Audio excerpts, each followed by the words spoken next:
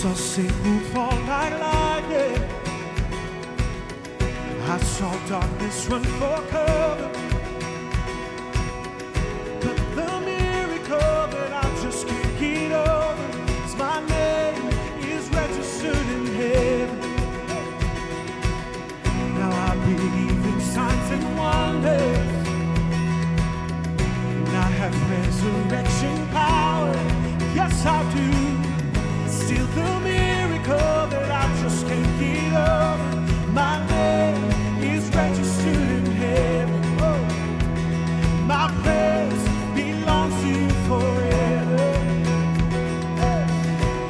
This is my testimony from death to life. 'Cause grace rewrote my story. I'll testify by Jesus Christ the righteous. I'm justified. This is my testimony. This is my testimony.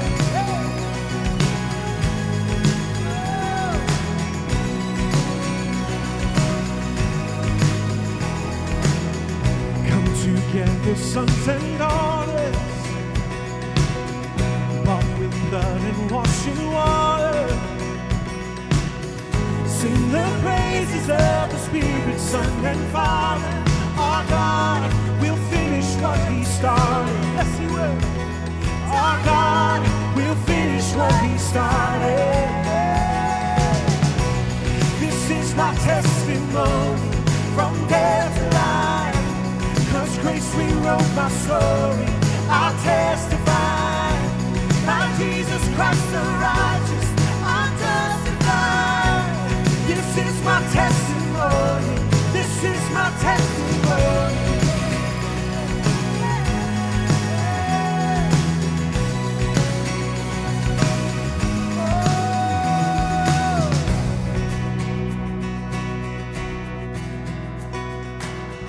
If I'm not dead, then I'm not dead. Greater things are still to come. Oh, I believe. If I'm not dead, then you're not dead. Greater things are still to come. Oh, I believe. If I'm not dead, then you're not dead. Greater things are still to come. Oh, I believe. If I'm not dead, then you're not dead. Greater things are still to come. Oh, I believe.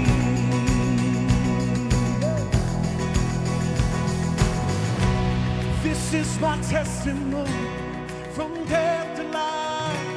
'Cause grace rewrote my story. I'll testify by Jesus Christ the righteous.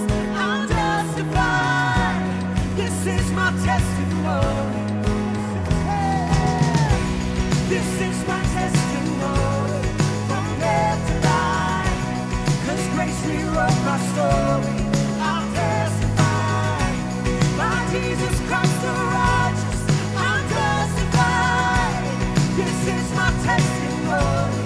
This is my testimony.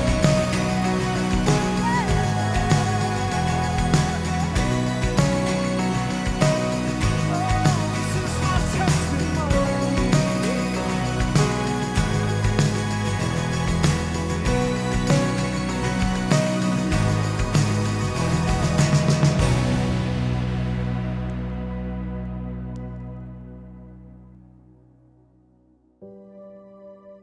Hey everyone, and welcome to Church Online. We are so glad that you decided to tune in with us today. If this is your very first time, we want to give you a special welcome. We are so glad that you're here, and we believe this: you're at the right place at the right time. In fact, we would love to give you a gift. And so right now, if you text the number below, we would love to send you a free Crosspoint t-shirt just as a thank you for being here today. Now, I want to encourage you to right now allow the distractions around you to fade away, because I truly believe this: if we are intentional about placing a pause and leaning into what God might want to tell us today, He'll meet us right here, and He will tell us exactly what we need to hear. He knows your circumstances, He knows your situations, and He so desperately wants you to feel Him in a very real way today. So even from your living room or your car or wherever you're watching, I promise you that if you lean in, God's gonna meet you today. Tonight's the night. We're finally going to regather as a church. It's going to be a big family reunion. And here's what you need to know. This is going to be a safe and socially distanced night of worship, fun, fellowship, prayer, and baptisms. Also, we encourage you to bring some non-perishable food and toiletry items that we're going to distribute through our local community via our Crosspoint food pantries at both of our locations. All volunteers and staff are going to be wearing masks, and for the safety and care of others, we're asking that everyone who is out of their vehicles also wear a mask. We do it because we care about other people. Listen, there's also a drive-in option too. So you don't even have to get out of your car. We're gonna have an FM transmitter, just like the old drive-through movies, and you can enjoy the worship and the service from the luxury of your own car, mask-free, social distance-free environment in your car. Listen, it's gonna be a great night, so however you wanna play this is completely up to you. So here's what you need to bring. You need to bring yourself, your family, your lawn chair, or a blanket, some non-perishable food items and toiletries for the food pantry. We can't wait to see you tonight at 6:30 at the church parking lot. It's been too long. I can't wait for our church family reunion. Well, my name is Yolie Zarate. I volunteer at the food pantry for Crosspoint Church. I think it's important because there's so many people out there that are in need right now. To me, it hit home because I was at a point in my life where I only had a bag of rice and 2 eggs to eat. So it's for me to be able to pay back, the help that was given to me back then, and especially, using this platform because I love my church.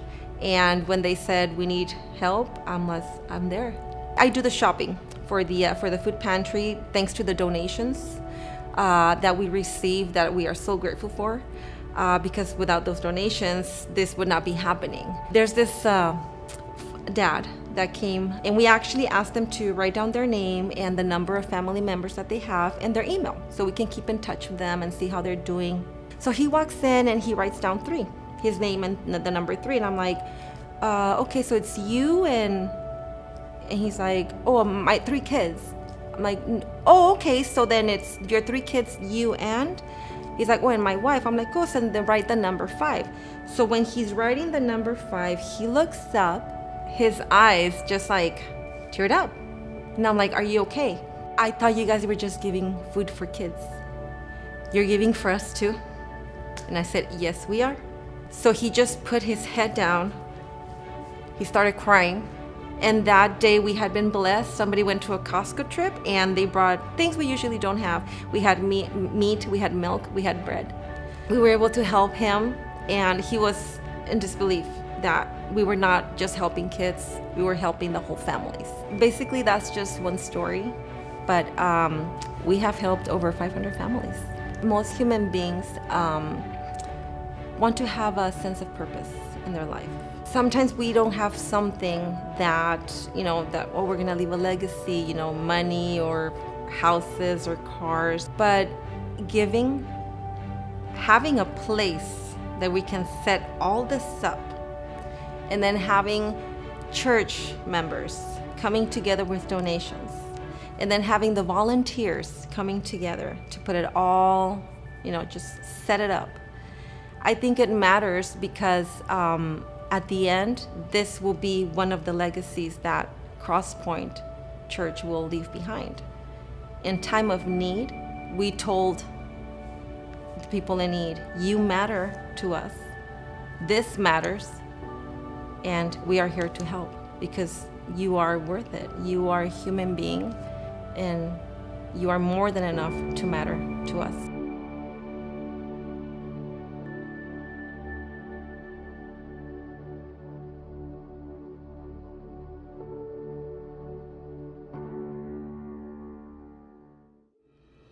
You know, our society is fascinated with lists and numbers.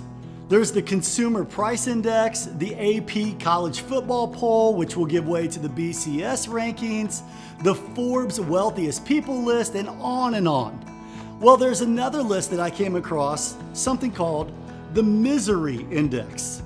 It takes all kinds of negative numbers: unemployment, education, inflation, pollution, and it comes up with a way to describe just how miserable people are feeling. And the Misery Index has reached 12.6, which is its highest position in 28 years. So you now got some semi-scientific data to remind us all that things could be better. But you know what I've also come to realize? While happiness comes and goes with all kinds of life circumstance and factors, joy in life, it comes from a different perspective. See, I think misery has more to do with our perspective than our jobs, our bank accounts, and pollution. I'm not suggesting that those things are unimportant. It's just that they're not eternally important. It's not that the economy and the job market doesn't matter. They matter, and they matter a lot. And apparently, they're making a lot of people miserable. But generosity, it's one of those perspective-altering things. When we focus on the needs of others, we become less selfish and happier. When you only think about the things that you don't have or how miserable things are, it's tough not to feel bad. But when you think about God's goodness and God's grace, in spite of our own mess-ups, our own perspective changes. And giving is a form of worship. It's a way that we say thanks to God and serve our community. But it's also a matter of perspective, keeping us grounded in the things that really matter. So today, I want to challenge you to get a perspective change, to be generous and faithful in your tithes and offerings. You can give online or you can text using the number here. Better yet, I want to challenge you to automate the important. Sign up for reoccurring giving so your church can step into the future with boldness. When you financially support Crosspoint Church, you are a link on the chain of helping other people find and follow Jesus.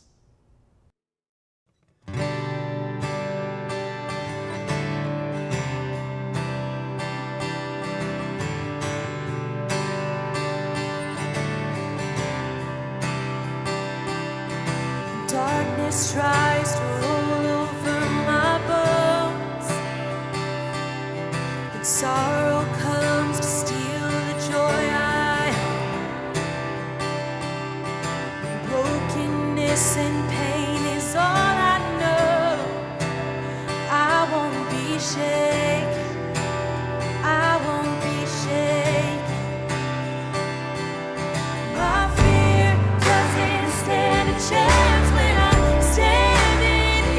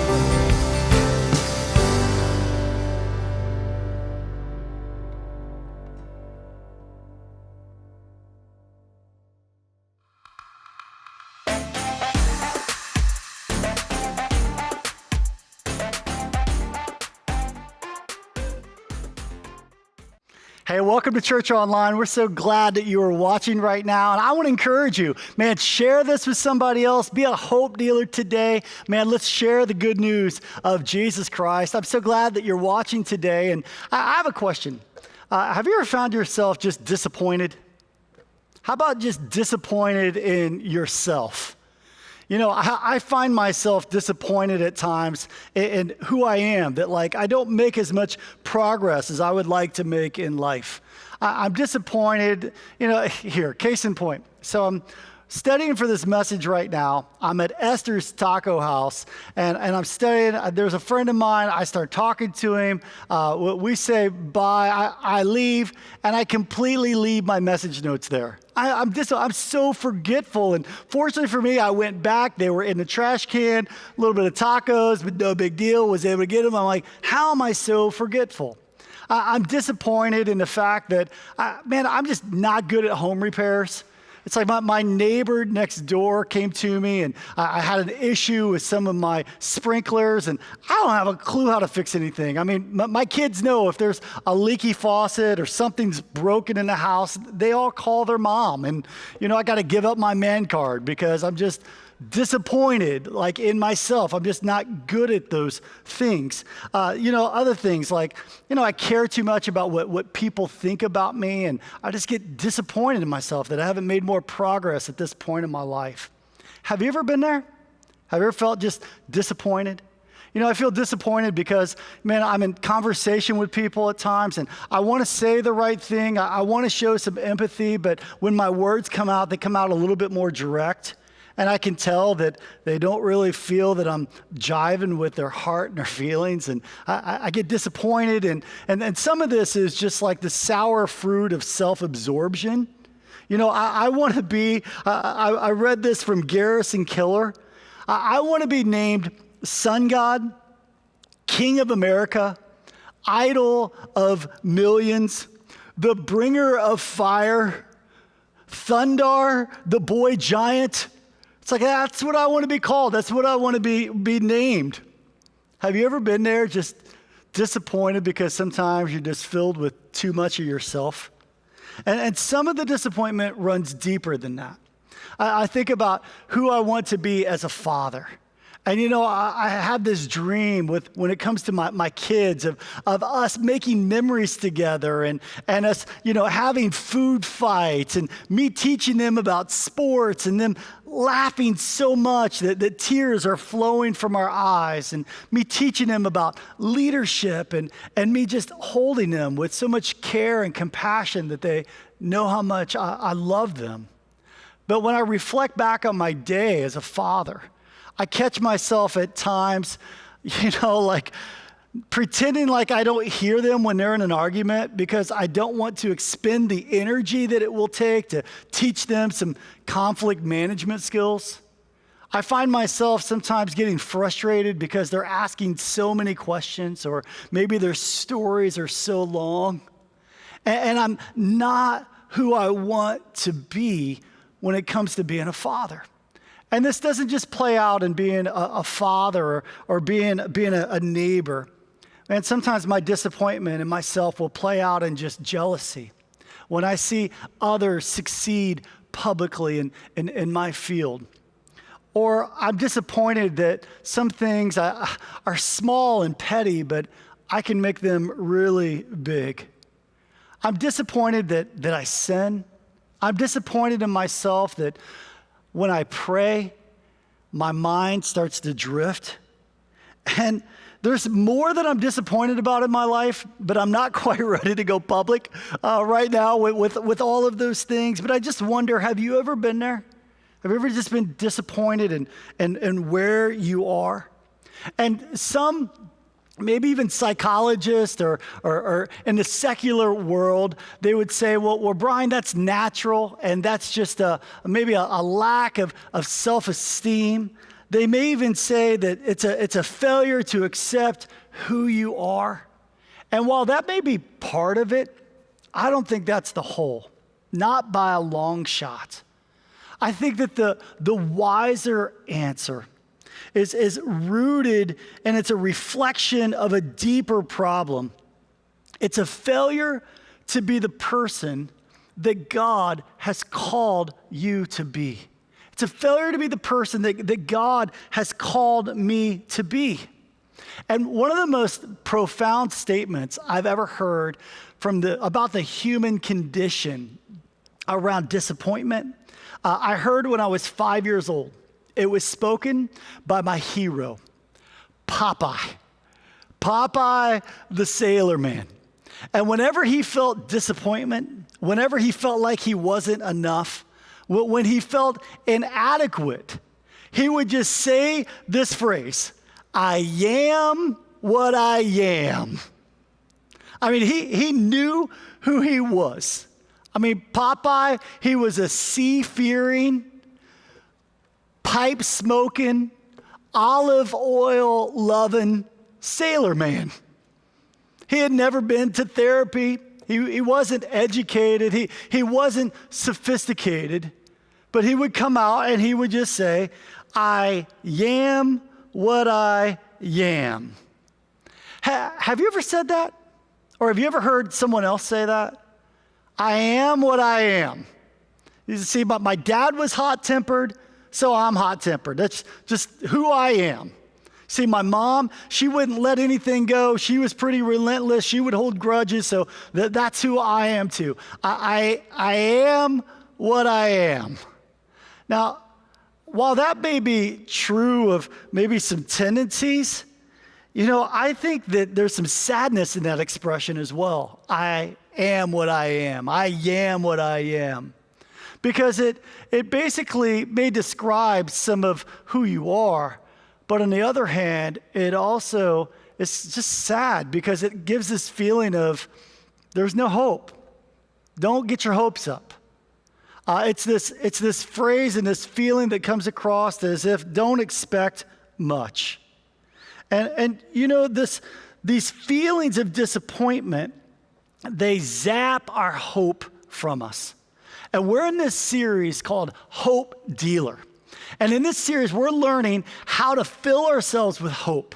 And this isn't something that you do on your own. Hope isn't manufactured just from the inside of you. Hope is tethered to God. And when you know who God is, that's why we're studying the names of God, and you understand his name, you understand his nature, his character, you can walk through a world of uncertainty and yet still be filled with hope because your hope is tethered not in who you are, but in who God is. So today we're talking about hope, and we're going to talk about, God and how God can fill us with hope. Now, I read this prayer that I thought was a pretty powerful prayer. I've got it on the screen today.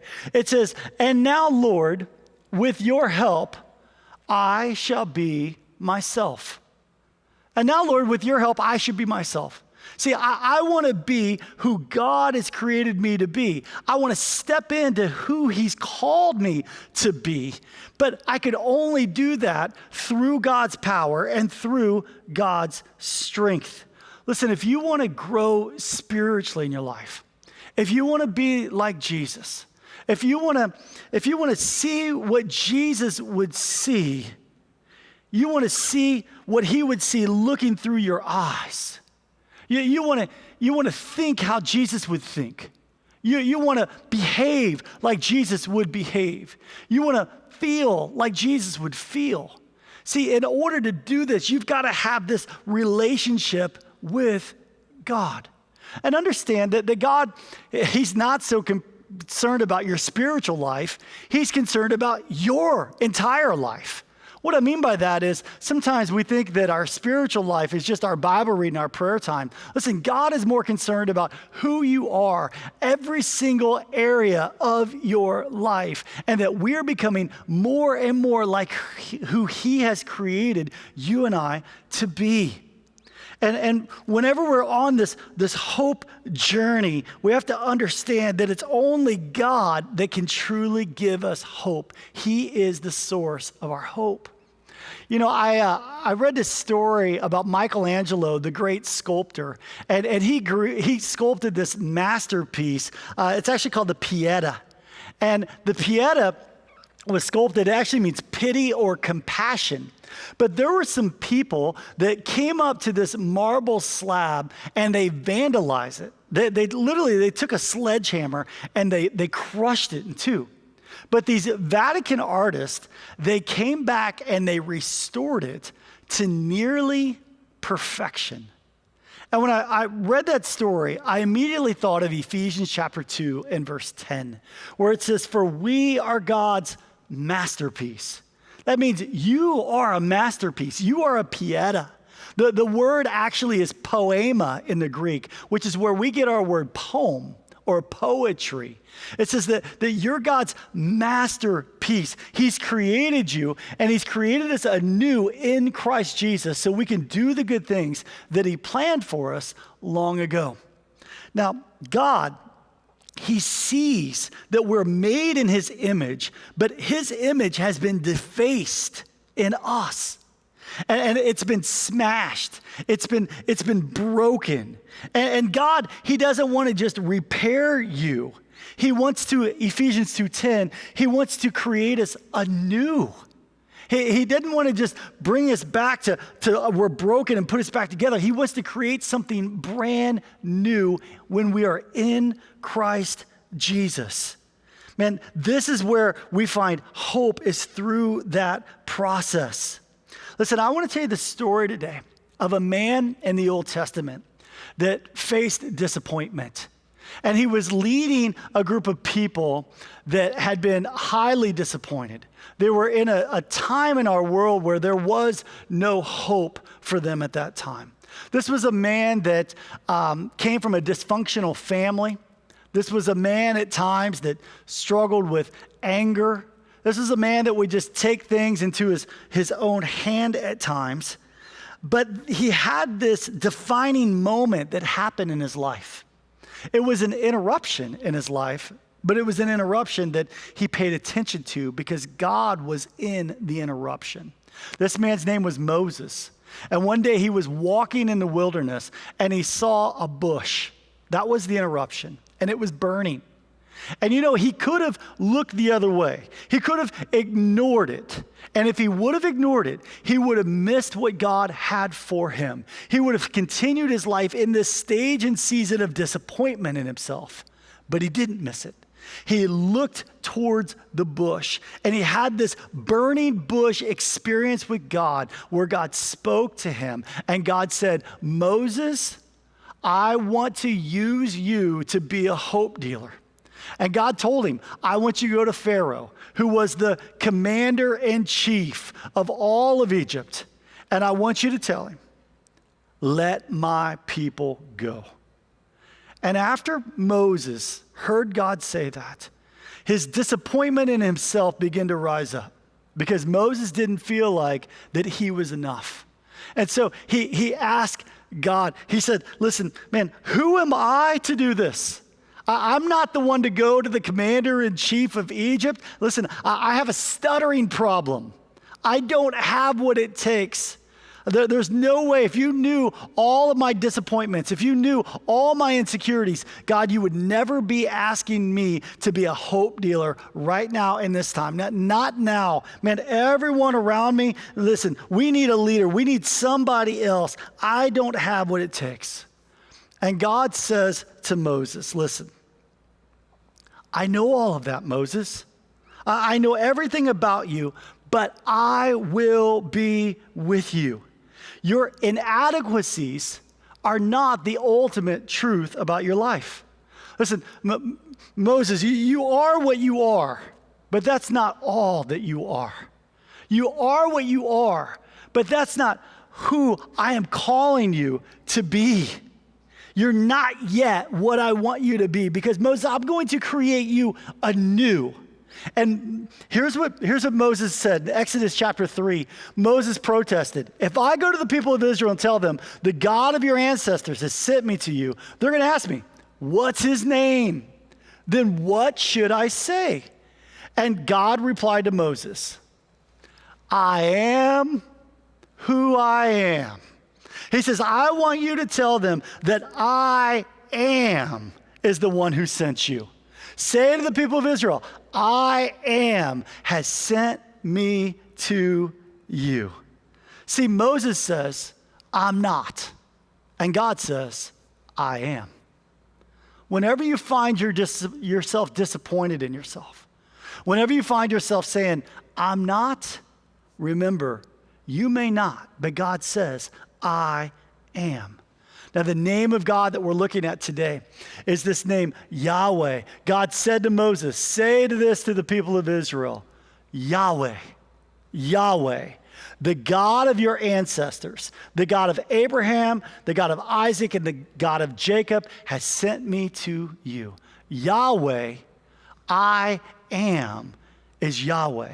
And Yahweh, it means this. It means the self-existent one, that God is enough. You know, Yahweh is translated as the word Lord.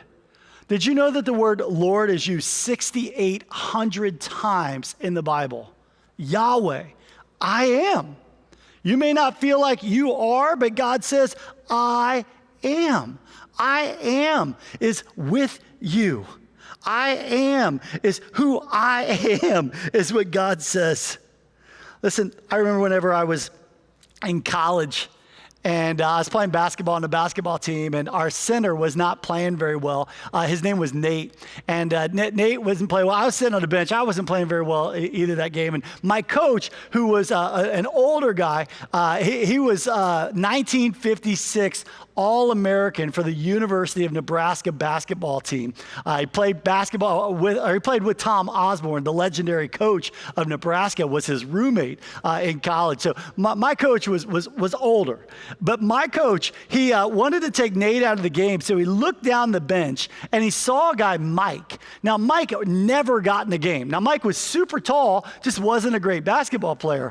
And so coach got tired of watching Nate not play very well, so he yelled down to the bench and he was looking at Mike, and he meant to say Mike, but instead he said Nate, the guy he wanted him to come in for. So he just looked down and he said, Nate! And Mike kind of looked down, and I kind of looked down, and coach just went back to watching the game. Then a little while later, he looks back down and he said, Nate! And he said it 3 times, Nate! Finally, Michael realized he wanted him to go in for Nate. So he stood up to take like his warm-ups off. And at that time, coach looked at him and he said, Mike, if you don't want to play, sit down. Brian, get in the game. And I remember that moment because Mike was like, what happened? But Mike, he didn't hear his name. He felt so hesitant. He didn't want to get in the game because he didn't want to make a mistake. He didn't want to look bad in front of everyone else. He didn't feel like he had what it takes. He's like, listen, this is who I am. I am what I am. I sit on the bench. It's what I do. I'm a practice player. And I believe some of you are kind of like Mike. This is the time to get in the game. This is a time to show hope to your family. This is a time where you need to show hope to the people that you work with around you. Listen, this is a time where you can make a difference in your life. And God's asking you to stand up, take your warm-ups off, and get in the game. I heard this beautiful story. I got an email this past week from this individual named Jesse. And Jesse said, Pastor Brian, I just want to let you know that I've been watching your services for the last 7 weeks. And Jesse said, I'm working at a local hospital. And while I'm at the hospital, they said, man, it's been so hard. I've been like sweating bullets because, man, I'm in this suit and it's been fear-filled environment. And I'm worried and concerned about my health. And I'm working with COVID patients all around me. And Jesse said, but I noticed that one of my coworkers, who's a Nigerian, was cool, calm, collect through this whole time. And I went up to my coworker and I asked him, how are you so calm in the midst of all of this craziness right now? And Jesse said that their coworker in a Nigerian accent said, my God is enough. And then quoted Philippians 4:13, I can do all things through Christ who gives me strength. And Jesse said at that moment, I decided I need to get into the Word of God. I need to start praying. I need to start growing in my faith. And so Jesse sent me an email this past week saying, I've been watching Crosspoint for the last 7 weeks because I drive by Crosspoint Church because it's right near my home. And I want to let you know That's what God has called us to do, to be hope dealers right now. Our hope, it doesn't come from ourselves. Our hope comes from, I can do all things through Christ who gives me strength. And I'm not, but God says, I am.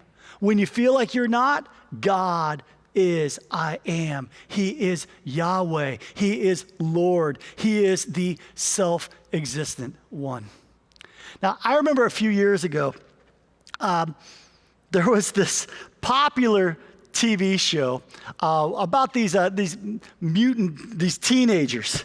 And these teenagers, they had these powers, and the name of the show was the Mighty Morphin Power Rangers. And, you know, it was an unlikely hit because it was shot on a low budget. It was made in Japan and kind of dubbed into English. And the real appeal of the show was that the characters could morph. They could access a power beyond themselves, and they could become like these martial artists. And their rally cry, they would say, it's morphin' time. It's morphin' time. Now, to morph means to be transformed. And I believe that this desire for transformation is inside of all of us. And that's why we go to therapy. And that's why we go to health clubs and gyms. And that's why we set New Year's resolutions. And that is why we read self-help books. That's why we go to seminars. Why? Because we all have this deep desire to be transformed. Because the possibility of transformation is the essence of hope. The possibility of transformation is the essence of hope. I was reading the psychologist, and the psychologist said the most toxic thing that can happen in a relationship is when one individual believes that the other person can't change. Because when you believe someone cannot transform or change, that's whenever you lose your hope. See, but the Bible talks a lot about transformation. Romans chapter 12 and verse 2 says you can be transformed by the renewing of your mind. That goes back to that verse in Ephesians 2, whenever we're made anew in Christ Jesus. Over and over and over again in the book of Galatians, Paul is saying transformation happens when you are in Christ. That's when the morph happens. And when the morph happens, you don't just do the right things, you have a desire to do the right things. Listen, church, I believe it's morphin' time. If you're watching this right now and you've never put your faith and trust in Jesus Christ, maybe for a long time you've just been saying, I am what I am. I'm not going to change. I want to let you know that there's some hope today. And the hope is that you can change. You can be transformed. God will create you anew. You are a masterpiece that comes from God. And here's how the transformation happens. It's by surrendering your life to God. It's by saying, God, I give you full control. I am not, but I know that you are. I'm not, but God says, I am. And if you want to know Yahweh, I am Lord, He's the self-existent one, then you pray this prayer. Just say, Dear God, you can pray it right now, wherever you're at. Just say, Dear God, I'm asking you to forgive me of my sin and take full control of my life today. Today, I want to morph. Today, I want to be transformed. Today, I'm asking you to renew my mind, renew my heart. Today, God, I am declaring you the boss, the coach, and the CEO of my life. I'm all yours. Listen, if you prayed that prayer today, I want to say welcome to the family of God. Listen, we have a special gift we'd like to give you. We're going to put it in the mail this week. Man, if you'll just text us the number that you're seeing on the screen right now, man, we'll make sure we get that gift out to you. And we want to help you not just find Jesus, but also to follow Jesus with your life as well. Now listen, church, we've been talking about it all day today. You've been seeing it on social media. Tonight is our family reunion. It's Sunday night, 6:30 at our campuses. We're going to be meeting in the parking lot for worship. Listen, we've got some great things planned. All the information is online. Go to crosspoint.com and you'll see it right there in the home screen. We hope to see you tonight, and you don't want to miss next Sunday's message. Next Sunday, we're going to start season 3 of our series, Thriving in Babylon. This is a series studying the life of Daniel, and you're going to learn next week in next week's message what is the biggest barrier to helping our spiritual growth. Listen, if you want to know the number one thing that's keeping you from spiritually growing, you don't want to miss next Sunday. So God bless you, church. Thank you for watching today. Thanks for tuning in today. We hope you were encouraged and strengthened. And if you made the decision to put your faith and trust in Jesus Christ today, we celebrate with you. In fact, we would love to come alongside of you and help you in this journey. And so if you text the number below, we will reach out this week, and we can't wait to see what God continues to do in and through you. And don't forget that tonight we are meeting together in Anaheim and Ventura for an outdoor service. We cannot wait to see you. Come out, 6:30 p.m. It's going to be awesome.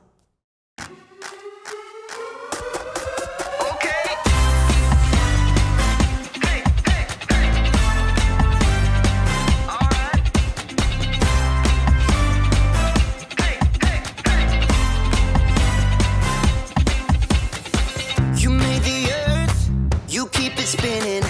You made the ocean and everything in it, and you made the sky so blue, and you made every other color too. You made the sun, you keep it shining.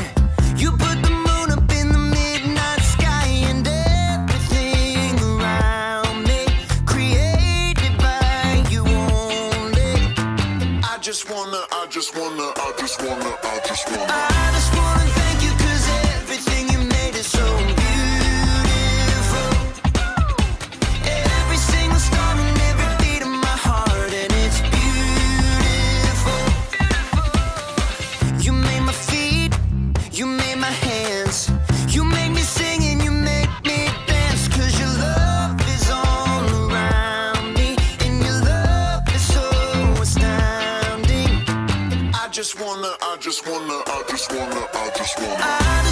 thank you, 'cause everything you made is so beautiful.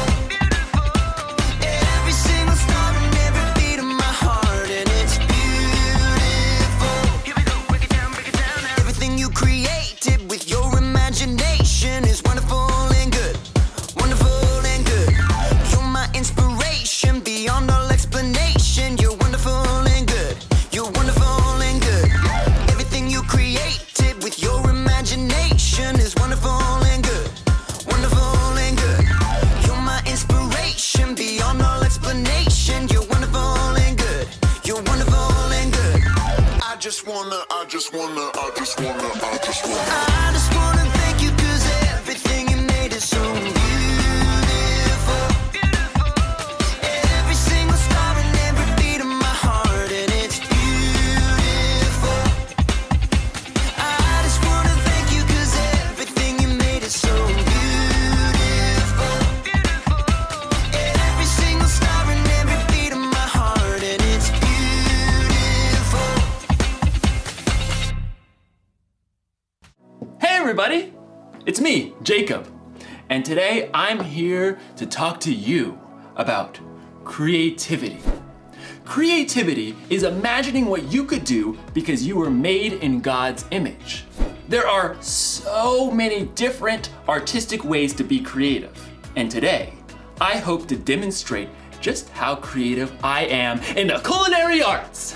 Now you might be thinking, oh, hey Jacob, what are the culinary arts? And that's totally okay, because I had to look it up too. I had no idea. So allow me to elucidate. I had to look that word up too. Okay. Basically, it's this. I'm making chocolate. Yes! Ugh. You see, I started thinking, I know I'm creative because I was created in the image of God. But what if drawing and sculpting and, art stuff isn't my thing? What if chocolate making was my thing, my purpose? And time for the last thing, the cocoa powder.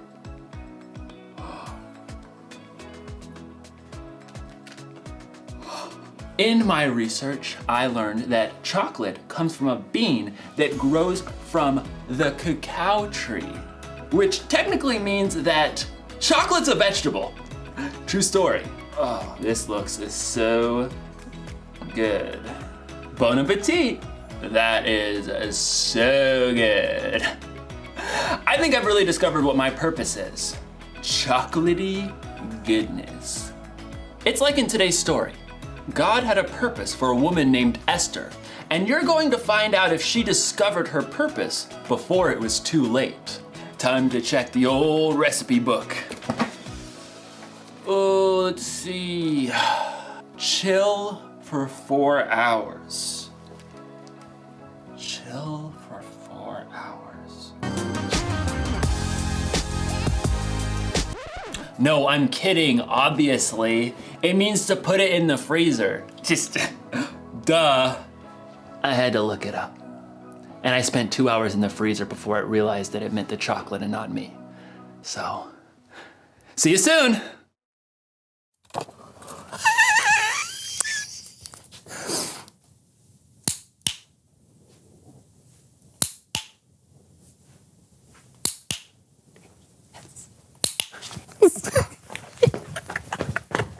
Hey, John, have you seen my DigiPet?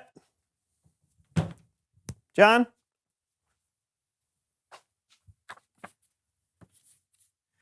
Dear Brandon, please read the poem on the desk directly into the camera.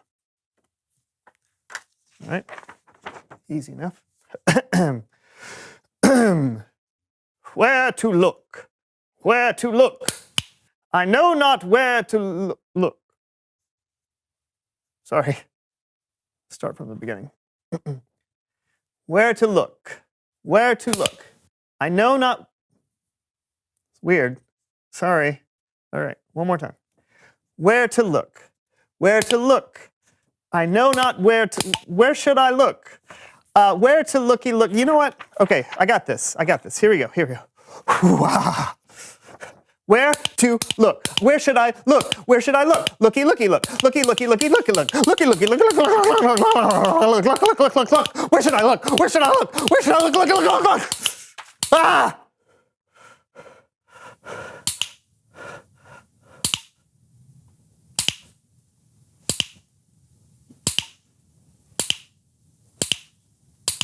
Looky, looky, looky, looky, looky, looky, look.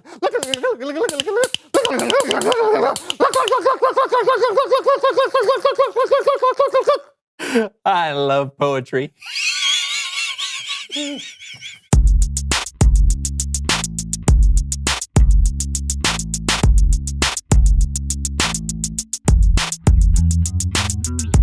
Hello, everyone, and welcome to the So-and-So Show. I'm Brandon. And I'm John. What are we talking about today, John?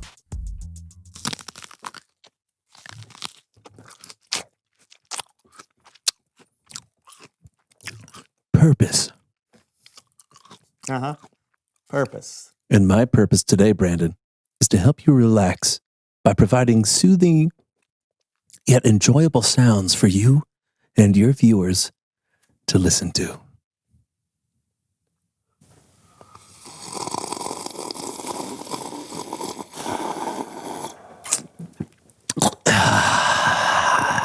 Soothing, huh? Yes. Mm-hmm.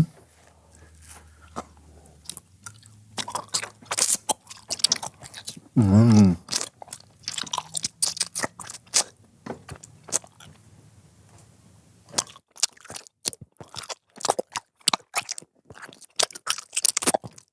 Soothing. John.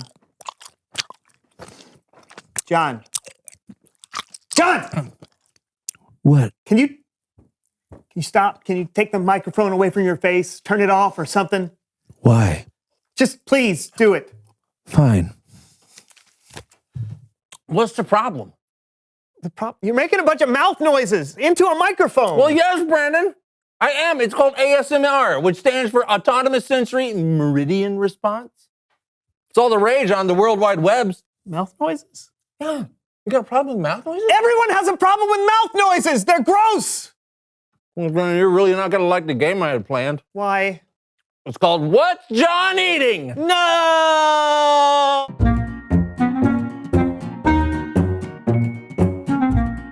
The game is simple. You'll wear these headphones so you can listen to me eat food over the microphone. Then you'll use the food cards in front of you to guess what I'm chewing. You can play at home too, because you'll be able to hear exactly what Brandon hears. You ready, buddy? Yes. Can you hear me, Brandon? Yes. Then let's begin. Food item number 1.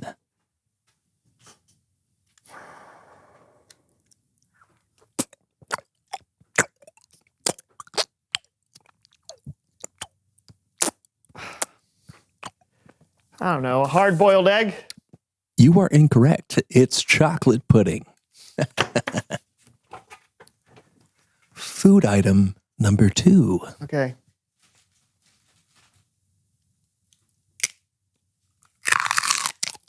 I don't know. It's a carrot. Oh, so close. It was celery. I thought you'd get that one.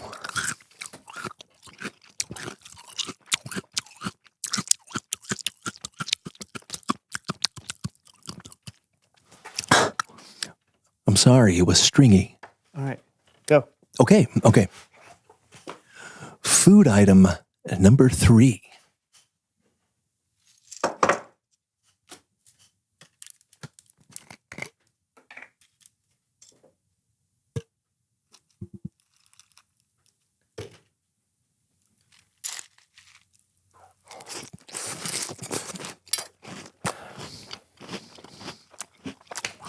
I don't know, chocolate pudding.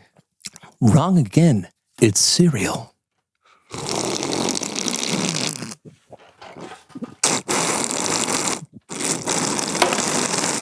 It's Bible story time with Kellen.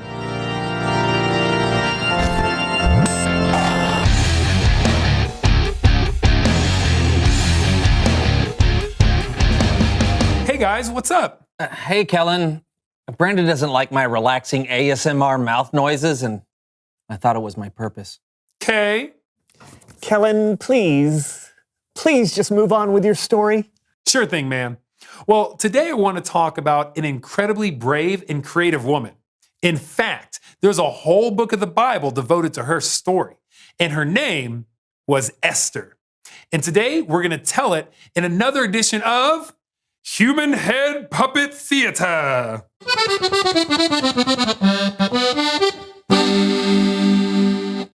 Esther's people, the Jews, were living in the country of Persia because the Jewish nation had been conquered in battle.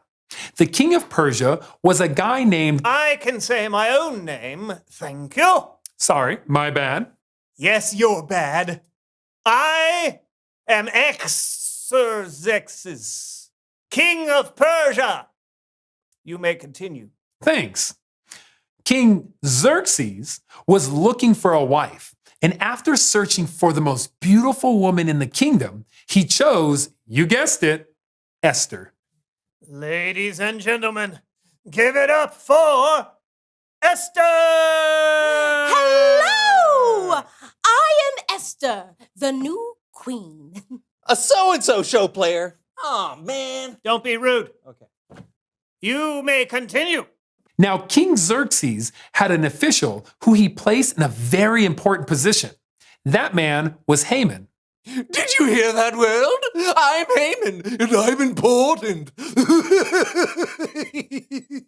But Haman was not a nice guy.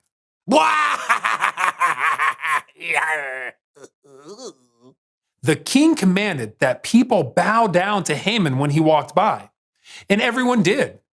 Well, almost everybody. I'm walking. Hey, you! Who, me? Yes, what's your name? Why are you not bowing? My name is Mordecai, and I'm not bowing because I don't want to. Ooh, that makes my mustache curl. Haman was so angry. He made a plan to get back not just at Mordecai, but all his people, the Jews. Haman convinced the king that the Jews were evil, and the king issued an order to have the entire nation wiped out. But what Haman didn't know was that Mordecai had a very famous relative.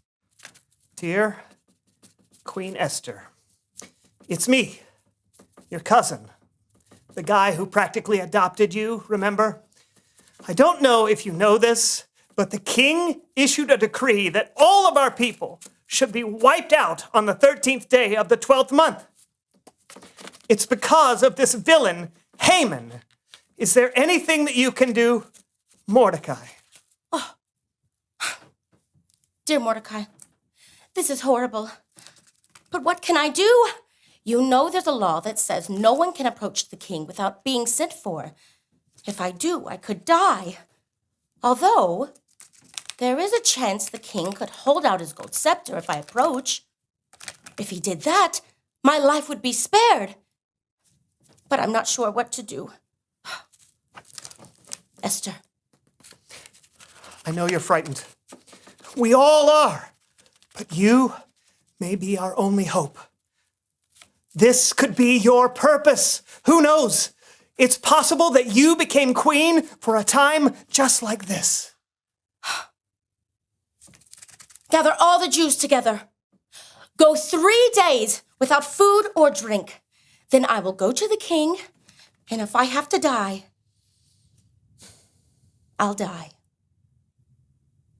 Mordecai did as Esther suggested. He gathered the Jews together, and they didn't eat or drink for 3 days. All they could do was wait and hope. On the 3rd day, Esther went to see the king.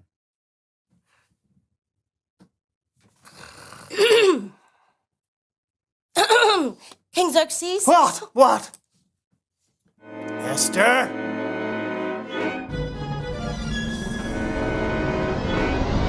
What is it, Queen Esther? Do you have a request? Anything you want, I'll give it to you. I've prepared a feast, and I would like for you to come. Oh, and invite Haman. Food, I like food, yes, it's a date. Haman! Yes, Your Majesty. Queen Esther has prepared a feast. Would you like Yes!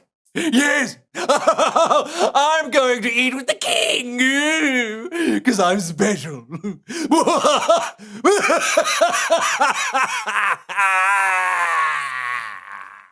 The feast happened just as Esther had planned. It went so well that Esther asked the king and Haman back the next day for a second feast. That's when she made her move. What a delicious feast, my queen. Now tell me, what can I give you? Anything you want, up to half my kingdom. Your Majesty, I hope you will be pleased to let me live. Please spare my people. It has been ordered that we be wiped out. What? Oh, the candles! Who dares do such a thing? It was him, Haman. What? I would never. You're Jewish. I didn't. How could I know? This is just a misunderstanding. Why, you little... Oh, no. Guards! Seize this man! No, oh, drat. I decree that all your people be spared. Hooray! Thank you, God. Esther had a purpose, and because of her bravery, she was able to fulfill that purpose and save her people from the wicked Haman. The end. That is an epic story, Kellen. Isn't it? Yeah, God used her to save a whole nation. Now that's what I call purpose. Yeah, and we all have that same opportunity. To save an entire nation? No! Well, I don't know, maybe. That's what's so exciting. God put us all exactly where we are and made us all so unique. Who knows how you may impact the world? Man, that is inspiring. Very cool, Kellen. Thank you. You got it. See you guys. Well, now I've just got to figure out what my purpose is. Because it's apparently not mouth noises. Maybe not, but I mean, come on, I know some of your purposes. Really? Yeah, I mean, you're funny, you're a good friend, and you help share the mysteries of God with, I don't know, hundreds of thousands of people every week. Millions? Sure, why not? And you've got one other purpose that I can think of. What's that? It's to reveal the question. Oh, yeah. What do you think your purpose could be? That's a cool question, because you all have one. Yeah, and the sky's the limit. It could be anything. Just think about how God has wired you and see what you come up with. Or ask someone else who knows you really well. Hey, ask God, too. Yeah, good idea. Yeah, but whatever you think it is, we hope you have fun talking about it. Yeah, until next time, I'm Brandon. And I'm John, and this was The So-and-So Show.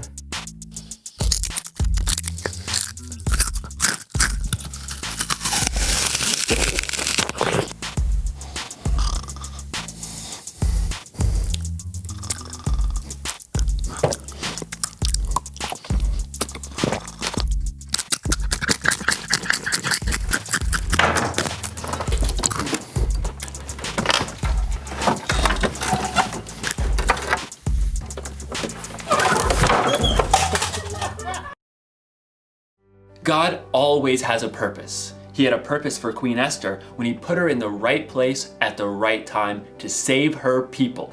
He had a purpose when he sent Jesus to pay for the sins of the world. And here's something you may not know. God made you for a purpose. It's true. Now, you may not have to save a bunch of people from total destruction. I don't know, or maybe you will. Who knows what God has planned for you? But I do know God has a plan and a purpose for your life, whether it be big or small. So think about it. What's your purpose? Is there something you like to do more than anything else? Like baking, or organizing, or juggling. Maybe what you like to do has something to do with your purpose. Or what about this? Is there something that you care about more than anything else? Like animals, or taking care of people, or keeping the planet clean? Maybe those things have something to do with your purpose. Whatever it is, here's the one thing to remember. God created you for a purpose. Actually, I think it would be safe to say purposes. Maybe it's something giant, like Esther. Or maybe something simple, like chocolates. Didn't get it. So close, gonna keep trying.